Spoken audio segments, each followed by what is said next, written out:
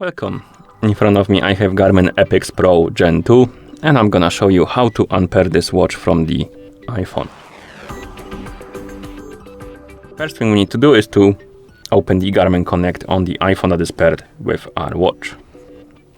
Let me actually reopen the app. So let's open the Garmin Connect. In the app you will see the home page. Now tap on More, then scroll down, find the Garmin devices, select it, and here select your Epix Pro 2 or Gen 2. On this page, find the More Options icon. Come on, I'm tapping on you. Okay, then tap on Remove Device and tap on Remove.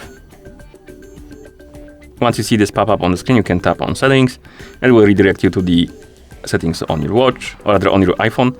Then go back to the main page of settings, tap on Bluetooth, and here find the Epix Pro on the list of my devices. Once you find it, tap on the info, tap on forget this device, forget device, and it should disappear from the list of my devices. Now we can close the settings and the app, and at this point the watch is unpaired from our iPhone, and that's how you unpair this device from iPhone. Thank you for watching. If you found this video helpful, please consider subscribing to our channel and leaving the like on the video.